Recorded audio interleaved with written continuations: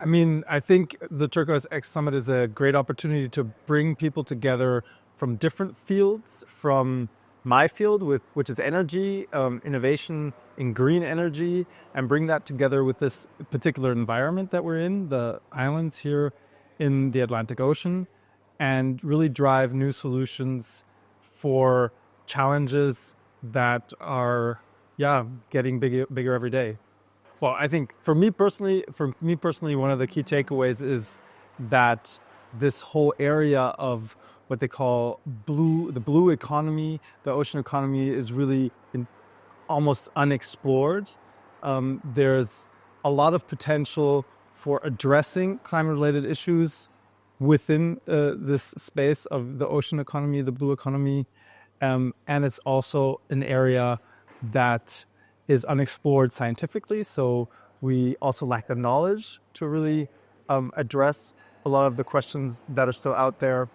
And therefore, it's also a huge area for innovation as well as research. Well, I focus on the geopolitics of the energy and industrial transformation.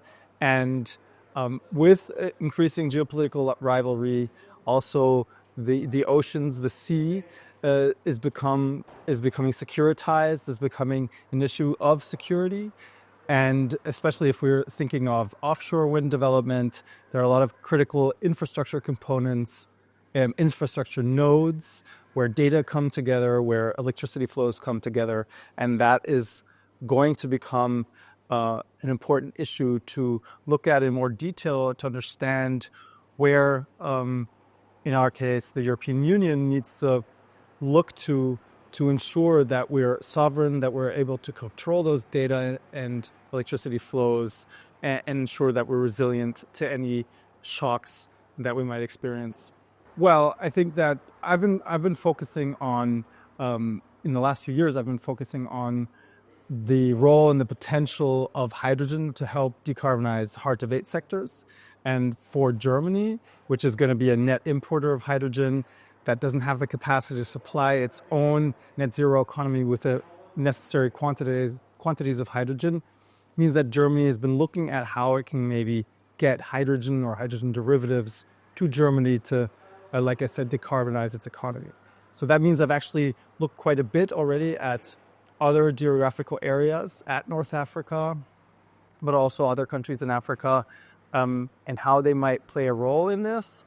And of course, Micronesia is located in sort of an area that is not in between Europe and Africa, but that, yeah, kind of represents a channel between Europe and Africa. And that's going to have a lot of,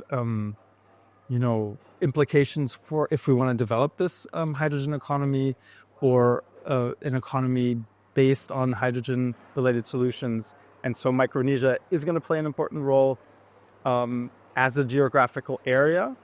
And like I said, in a geopolitically more tense climate, it also has security implications.